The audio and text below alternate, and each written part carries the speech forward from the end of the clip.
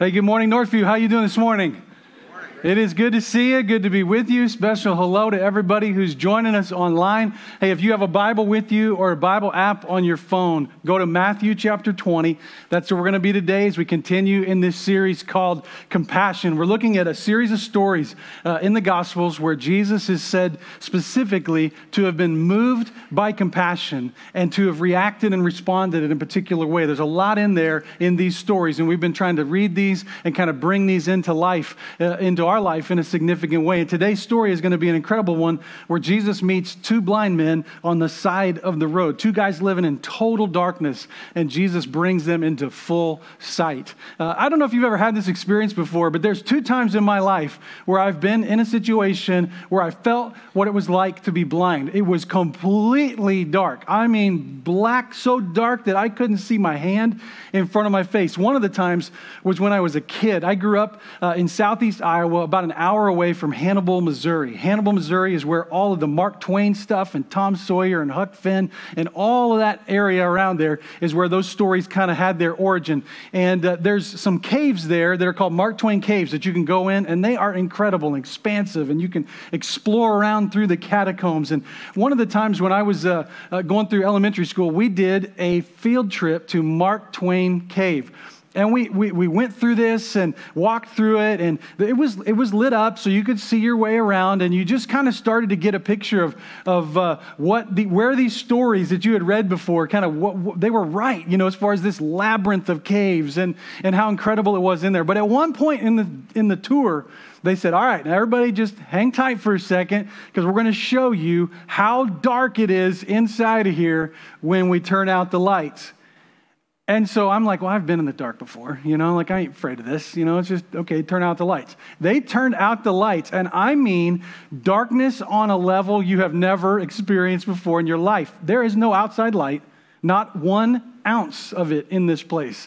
And they turned out those lights, and it was disorientingly dark. It was incredible just how dark it was. That was one of the times. The other time was about 10 years ago. Our kids were a lot younger. We went on a bike ride. We were living up in the Northwest, and we went on the route of the Hiawathas. This is actually in western Montana, eastern Idaho border, and it's this incredible bike ride on an old closed-down train route. But on that particular route, there's this spot where you have to go through a tunnel that's almost 2 miles long, and it's not lit at all. And so you have to get a headlamp, or you have to get lights on your bike. You have to rent them before you go. So it's Jamie and I on our bikes. I'm towing Bryce in the little kid carrier. Cameron's riding her bike. Drew is on his first bicycle. Parents, you remember that first bike that has the training wheels on it? Okay, training wheels are off at this point. He knows how to ride it without training wheels, but it's still those itty-bitty little tires. And his little legs were just going and going and going, trying to keep up with us on this bike ride. And the first part is going through this tunnel. And so with a couple kids, you're not moving very fast. We get into this tunnel. Temperature drops like 15, 20 degrees instantly. And it is not dark. It is dark. And the kids are getting a little anxious, and I'm getting a little anxious, like, oh my gosh, this is not what I thought it was going to be. This is so dark. This is scary dark. And it's not like dark for a few seconds. You're riding for a couple miles, right? And I can't go that fast because it's pretty sketchy terrain through there. It's dripping on your head a little bit. Drew can't keep up with us, so we got to go slow. But for just a moment, we were like, let's just turn off all the lights and just see what this is like. And again, just disorientingly dark. Can't see anything. Man, it gave me an appreciation, both experiences, of how much I value sight and to be able to see the world that's around me. It really does give you an appreciation, because on that journey through the tunnel, at some point we saw that light. That whole story and that metaphor of the light at the end of the tunnel, man, I've never lived it so real as that right there. What was a tiny little speck became this incredible, just majestic view. As soon as we got on the outside, you saw some of the video. It was a breathtaking bike ride. And to be able to come out of the darkness and into that light was an experience that I will never, never forget. It gives me such sympathy and compassion for anybody who struggles with eyesight, struggles to be able to see the world that's around them. It's so fundamental to the life that I live that to be without it, my heart just goes out to you. And the story that we're going to read here today involves two people that did have such a condition. And it was a lot more prevalent in Jesus' day than it is today, even though it's plenty prevalent today.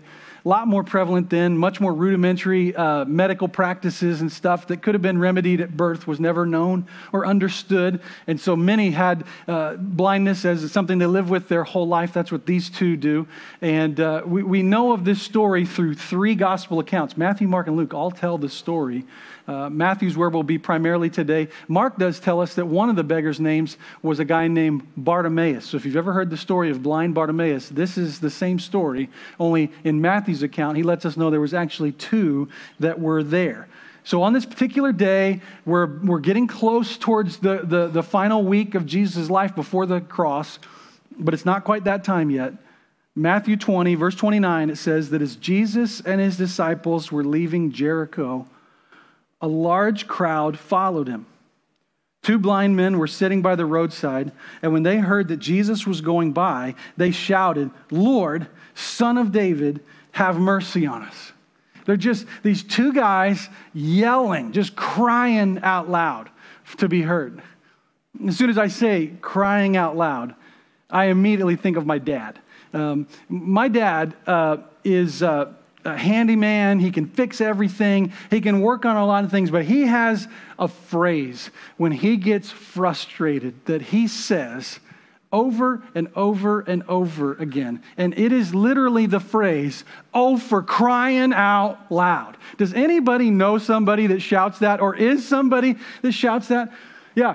I don't know where that originated because it's kind of funny if you break it down. Why don't you say what you want to say instead of saying, "Oh, for crying out loud"? What would you like to cry out loud? I think it's actually Christian cussing is what it is. I'm pretty sure that this is a way to still cuss, but to not actually cuss. And so my dad has mastered that. And so when he does projects, we know if we hear a few crying out louds flying, that we just need to get out of the area. Dad's upset, just get away. On some projects, my brother and I even take wagers as to how many crying out louds we'll get on this particular project. And it could come from any number of things, right? You measure the board, you cut it, you go to put it in place, and it's the wrong length. Oh, for crying out loud. And then you get up and you go back and you remeasure and you cut it again and you bring it back, and guess what? You measured it wrong a second time. Oh, for crying out loud, right? So Dad, as he's gotten into retirement, he's always had a hobby of woodworking, but he's really kind of taken it to the next level in retirement. And over these last few years, he's started signing some of his work Rector and Sons. My brother and I, it's just me and my brother, we got a huge kick out of this because the "and sons" part is really generous. We don't offer much to this equation. We are very not handy when it comes to woodworking and really about anything. And so it's very gracious of him to put the "and sons." If we have any contribution, it's probably that we and our wives have supplied an endless to-do list of things for him to build. We supply him with the ideas and the things that we need built, and then he builds them. So a couple years ago, we had the idea that we needed to make him a logo to hang in his shop that could kind of identify Rector and Sons. And so we did. And my brother had the idea of, hey, make sure when you design it, make sure to figure out a way to put "Oh, for crying out loud" in the logo. So we did. And a couple Christmases ago, we made him this sign. And now that hangs in his wood shop. And it actually hangs one in my shop and one in my brother's shop as well. Oh, for crying out loud. Now, these two guys were literally crying out loud in this story. The Greek word here is the word kradzo. Kradzo. I mean, it even sounds like you're crying out. And they're crying out because in the moment that they understand that Jesus is here or near them, in their vicinity, they recognize something. This will put this story in perspective for you. They recognize, here's somebody that we've heard, we've never seen it, obviously, but we've heard that this man has the ability to heal. This man has the ability, he's already demonstrated that he has the ability to heal people who have blindness like we have blindness. And though they can't see a crowd and they can't see him coming across the street and go position themselves nearby, they hear that he's coming. They don't have the luxury of knowing exactly where he is. And so as they sense or pick up from others that he's passing by, they just start yelling to try to get his attention to pull him near them. This is where this story gets real. How loud would you yell if you'd been blind all your life, and in a singular moment in your life, the one person who could fix it was walking past you, somewhere in your vicinity? How loud would you yell? Would you be like, hey, Jesus, hey, if it's not too big a deal for you? I mean, you've lived with this your whole life. You've lived in darkness your whole life. I've lived in darkness for about 30 seconds 2 times. You've lived in it your whole life. How loud would you yell? How hysterical would you cry? The Bible says he kradzoed towards Jesus. These 2 men, kradzo, 2 times, other times that this word is used. This is interesting. The same word, to cry out. One was to describe the guttural screams of a demon-possessed person. Another time it shows up in the New Testament, I don't know if these 2 are connected, you guys can go with me on this, was to describe the yelling or screaming of a pregnant woman giving birth. I don't know if the demon-possessed person and interesting connection. But it's also how 2 men who were blind were described as yelling when they heard Jesus was passing them by. They cried out loud. Verse 31, the crowd rebuked them, told them to be quiet. But they shouted all the louder, Lord, Son of David, have mercy on us. Okay, you got to understand a couple things here. One, they're quickly identifying, we're broken, we need help, we believe you can help us. We need you. We can't do this on our own. Nobody else in this crowd could help you. Jesus, help us. We, Jesus, believe you and you alone could do something here. Have mercy. You, Jesus, you have mercy on us. We believe you can fix me. Also, they call him Son of David.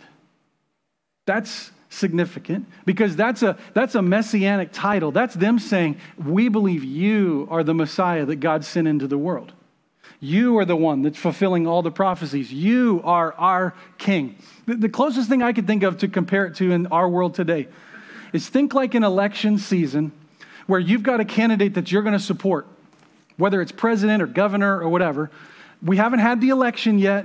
No one's been crowned governor or president or anything like that. Okay, no one's been announced as the winner. But you have already in your mind associated this is the president. So maybe like at a rally, or if you ever had a chance to be within earshot for a conversation, you might say, hey, president, you're our guy. You're our gal. Hey, governor. Yes, she's not governor yet. He's not president yet. She's not, you get what I'm saying? But you're already saying it. You're already identifying that they're going to be the president. That's you saying, I believe in you. That's what's happening here. Jesus, Son of David, have mercy on us. Notice also, there's risk here because the crowd's telling him, shut up. Like, quit carrying on. Quit screaming and yelling. You're ruining this whole thing, right? Be quiet. Now, here's why that's significant. These 2 beggars depended on that crowd's approval, right? I mean, they couldn't make a living. They couldn't go work. So they depended on the goodwill of the people who are around them. And it's those people who are telling them, knock it off. Be quiet. But they don't listen to them. At the risk of financial ruin, they're like, no, we don't care what you guys are saying. We believe this guy can once and for all heal us. And so we're going to scream our heads off and try to get his attention. And then verse 32, it says, Jesus stopped and called them. What do you want me to do for you? He asked. Lord, they answered, we want our sight. Jesus had compassion on them, and he touched their eyes, and immediately they received their sight. You know, at first reading of this, it's really kind of a strange question that Jesus would ask two blind people, blind for life, two people who probably stumbled their way over to him because they don't know where he's at, to ask the question, what would you like me to do for you? I mean, if you walked into a hospital with your arm like busted and like hanging off, and you go, I need help. And they're like, what would you like us to do? Well, I'd like you to put my arm back together. Why do I have to explain that to you? What do you think I need help here doing? Jesus actually asked this question of other people too. In the book of John, there's a story where Jesus is around a guy. He's actually a lame man. He's been lame for 38 years. He's laying on the side of a pool that a lot of people believed was magical. And if you fell into the pool at the right time, you could be healed. Jesus actually comes right up to this guy and says, do you want to get well? Do you want to get well? It's kind of the same question that he asked for this guy. What do you want me to do for you? The reason is that Jesus is asking a deeper question than just surface. He's asking questions that are going beneath physical issues, into the very soul, into the very core of who we are. You see, for Jesus, whatever they were struggling with physically, blindness, he understood that is a perfect picture of what it is that you are in a larger scope spiritually. You've been blinded. You've been blinded. And it says in this moment that after they inquire of him, or he inquires of them, they say, we want to see. It says that he was filled with compassion or moved by compassion. The word there is the Greek word splanchnizomai. That's a fun one. Splanchnizomai. What it means is he was gut, bowel, intestined for them. That's a strange word. But it actually makes more sense than you think, because we talk even today about a gut feeling. That traces all the way back to antiquity. Before people would say, I love you with all of my heart, they actually used to say, I love you with all of my guts. I love you with my bowels. Paul, in the first chapter of Philippians, says, I long for you with the affections of Jesus. Same word, splanchnizomai. I long for you with the bowels of Jesus. The guts, the core, the very inner part of who you are. That part of Jesus was moved in this singular moment with two desperate beggars to do what they needed. He opened their eyes. He opened their eyes out of his deep love and compassion for them. Now I want you to jump over to Mark chapter 10, because this is kind of the back end of what happens afterward. And Mark has a really interesting perspective on this last part. Mark is historically associated with the teaching of Peter. So you can kind of see that this was Peter's eyewitness experience here, what Peter saw or heard or watched happen next. Jesus said to him, verse 52, go your way. Your faith has made you well. I've healed your eyes. Go your way now. You can go now. Your faith has made you well. And immediately he recovered his sight and he followed him on the way. This is Bartimaeus specifically, one of the two beggars. Jesus heals him. He can now see. Try to put that in perspective for a second, what that would have been like in that moment. First thing he would have laid eyes on was Jesus. Jesus says to him, okay, you're healed now. Your faith has saved you. You can now go. I think translation, you can go earn a living. You can go build a life. You can go really do whatever you want to do. I've done what you asked for me to do. Go now. Go on your way. But what does he do? He says to Jesus, essentially, my way will be your way. I'll go where you go. You open my eyes. Wherever you lead me, then I will follow. So they recovered his sight. They recovered their sight and they followed him. Now this story it's a short one. That's it. But it was so powerful that it was told in 3 Gospels, Matthew, Mark, and Luke. And I think the reason it shows up is that of all the things that Jesus did, and there were so many things, the book of John closes with these words, that if all the things that Jesus did or said were written down, there wouldn't be enough books in all the world to record them in. But this story seemed to have stood out among all of his disciples significantly. I think in part because it's a microcosm of who Jesus is and what it is to respond in faith to him.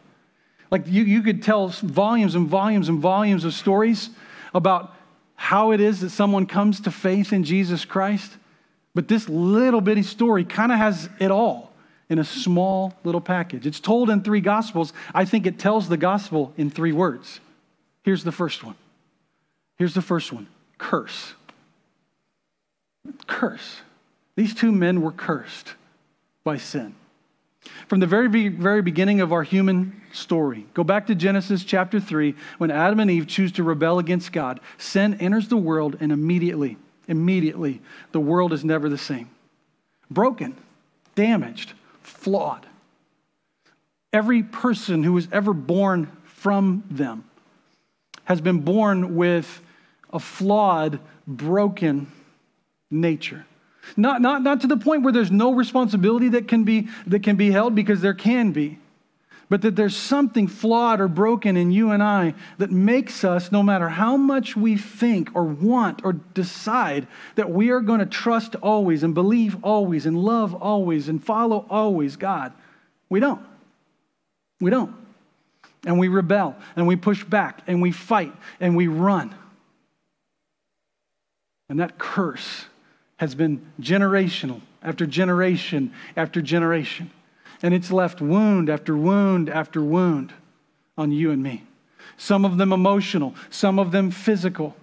One of the cruelest effects of sin on us in this world, on the physical side, are things like diseases and sicknesses. Various forms, various issues. One of the things that happens is sometimes we look at those and we want to go, well, what caused this? Blindness, in fact, in Jesus' day. They were often trying to figure out who was at fault here. The belief was that if you were blind, it was either your sin or your parents' sin that caused it. Jesus tried to kind of squash that and say, no. This is a more general thing. Sin is sin. It's broken the whole world. Okay? It's broken the whole world. It's cursed us. We are cursed by the brokenness of sin. We're also cursed by the penalty of sin, because one misdeed, one violation, one rebellion against God renders us by law guilty, punishable by death, eternal separation from God. These 2 men in their blindness, that is a picture on a metaphorical level of you and I before relationship with Jesus. We're blind. And sin has put us in the dark. One of the reasons people don't just naturally find Jesus easily is because when you're in the dark, you don't find things easily. Nothing is easy in the dark. You ever try to navigate in your house at night when it's pitch black? You ever try to walk somewhere? You run into things. You think you know where you're going. You think you're headed out your bedroom door. You think the door is open. You can't see it. Bang! Hits you right in the middle of the nose. Right? It's not fun. Lights would have made the whole thing easy, but we're cursed. We're living in that darkness. We're living in that darkness. But the good news of the gospel is that God has not left us in the darkness and will not leave us in the darkness. And that if we cry, that's word 2, the gospel in 3 words, curse, cry is the second word. That if we cry out, like these 2 blind men, we cry out, I'm broken. I can't do this on my own. There's no possible way that I could make it through this life without help. My sin has shattered relationship with God. I need you. I need you to respond to me. That's what these 2 blind beggars did. Now, I want you to catch something. They didn't go small with what they asked. I mean, they asked for the whole enchilada. We want to see. We want our sight. It's a picture of grace, because they didn't deserve or earn or merit anything on Jesus from Jesus. But they asked for everything from him. To their mind, they asked for everything that they believed could fulfill them. We need our sight. We want our sight. It's a picture of grace. It's a picture how God, through his son Jesus, gives us not what we've earned or deserve, but he gives us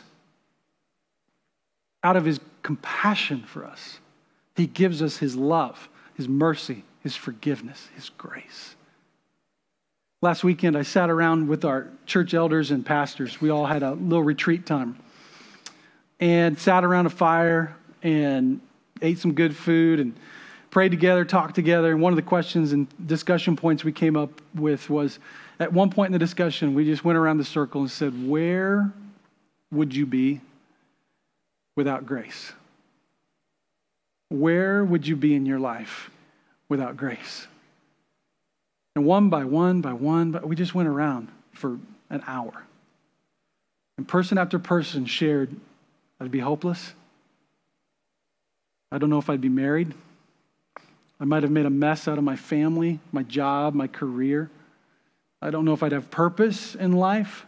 I'd still be wandering around, creating pain for people near me because I'd be doing things for myself. I wouldn't know better. I wouldn't know how to say yes to God. I don't know what I would do if I didn't have grace. Nobody said it in these words, but what was being said collectively was we'd be in the dark.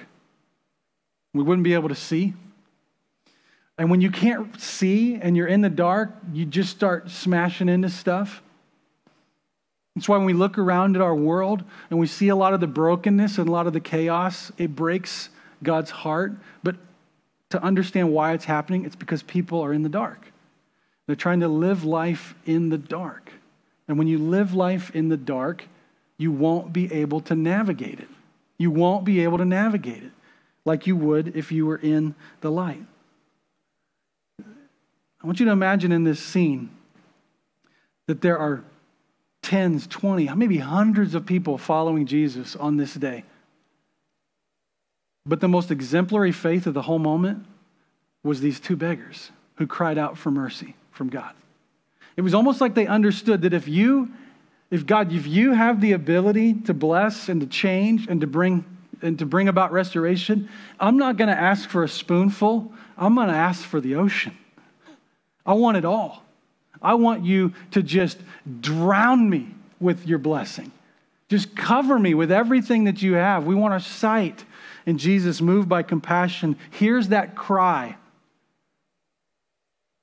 and responds. It's interesting that this is taking place where it is, because they're in Jericho, right outside of Jericho. If you know your Old Testament history, Jericho and the Battle of Jericho and all of that was at the very, very beginning of the Israelites' conquest of the Promised Land. God, after Moses died, Joshua becomes a new leader. He says, you guys are heading into the Promised Land. This is your blessing. This is yours.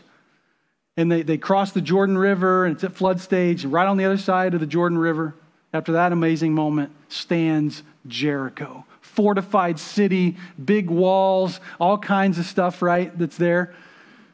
All kinds of reasons to be intimidated. I mean, for decades, Jericho stood as a limiter on Israel's ever getting into the Promised Land. We could never get in there because the first thing we'd have to do is take Jericho. And that city has walls and an army and people inside of it, right? You ever felt like sometimes your best or God's best for you was not ever going to happen because there was a limiter in front of you? Maybe it was your background or your past. Maybe it's physical disability stuff that you're wrestling with. Maybe it's your finances or your marital status. You feel like it's a limiter, and I'll never be able to experience God's best for me because I have this Jericho out in front, this fortified city that's just intimidating. I'll never get past it. God tells the Israelites, here's my plan for you guys to take Jericho. If you know the story, it's nuts. It's nuts. Without a doubt, hands down, the dumbest military strategy in the history of military strategies, right? We got a war going over on Ukraine right now, so just put that in your mind and see if you think this would work. God tells the Israelites, here's how this is going to work. We're going to walk in circles. We're going to play trumpets, and we're going to shout.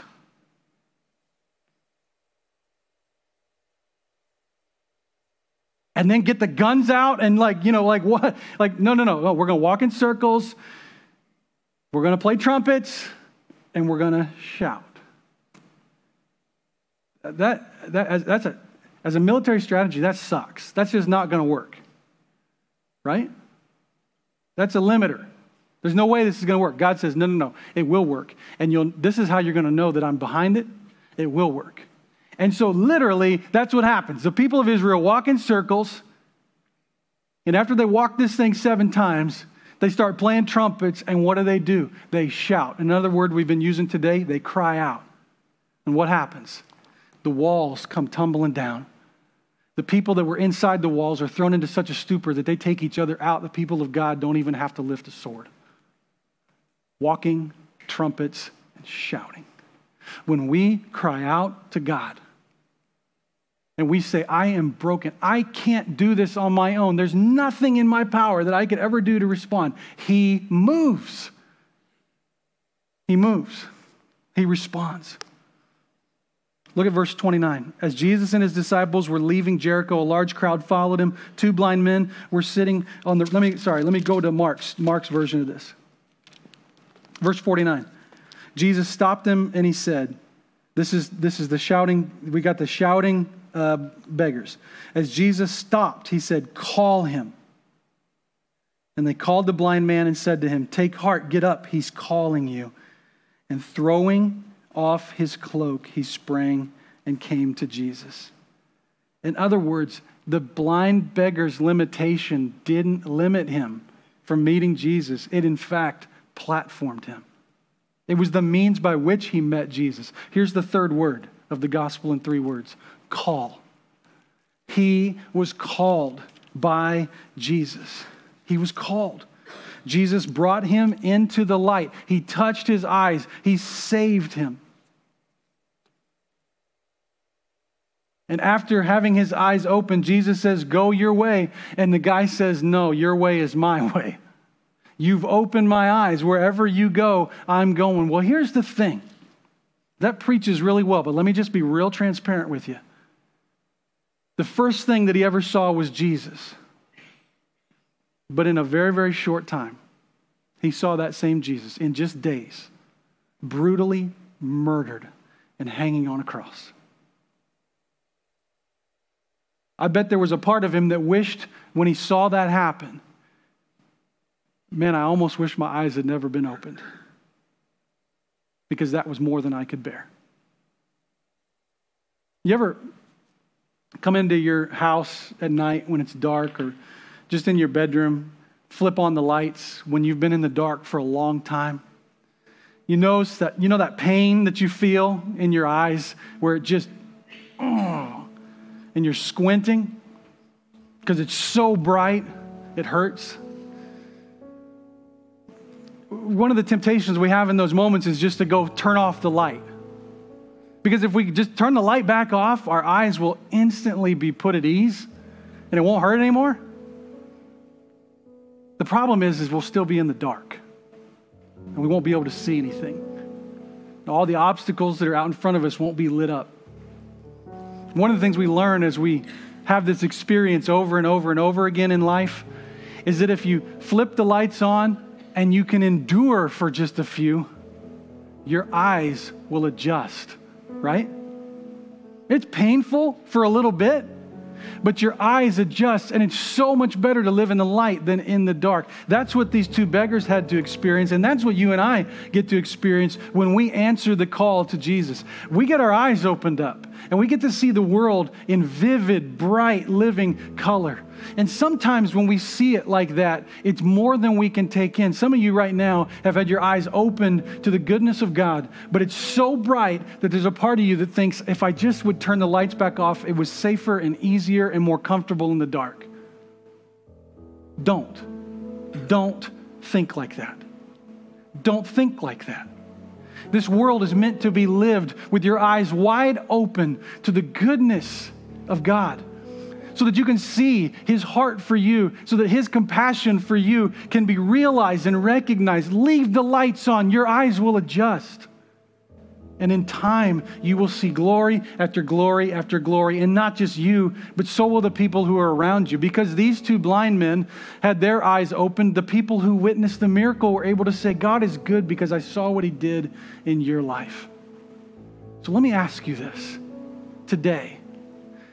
What is your next step? How does God want you to respond to this? Maybe it is like the two blind men to cry out to God and say, I need help. Lord, Son of David, have mercy on me. Maybe that's you. If it is, come meet me at the back as we sing this next song, or use the code on the screen to respond. We'd love to help you connect to Jesus and find that same healing that those two blind men in our story today felt. Maybe for you, your response is that you hear Jesus calling you. The way Mark tells his version of the story is it's almost like Jesus was walking past, and as he heard that commotion, he stops and he says, what is that? It's these two men. He sends them back for them. And did you catch that in our text? They tell these two blind beggars, take heart. He's calling you. He wants you. Man, to know that today, that's more than anything that you could ever be given in this life, to know that God wants you and wants to be in relationship with you. Respond to him. For the rest of us who've already answered that call, let's be like those who were sent back to get the two blind men and get them to Jesus. Someone was dispatched to go tell these two blind men, Jesus wants to talk to you, and they helped him find their way back. That's what we are. That's who we are, and that's what we're called to be. May we embrace that and live with that same compassion. I'm going to ask you to stand and join me in a word of prayer. If God's put a decision on your heart, would you take that next step today? Heavenly Father, God, we give this moment to you, and we ask, God, that you would move in our hearts like you moved in the heart of two blind men 2,000 years ago. That we could see, Lord, your love and your compassion for us, and that we would know that you're here to heal us and to save us. And that, God, when you offer not just your healing, not just your saving power, but you offer relationship, that we would go your way in this life.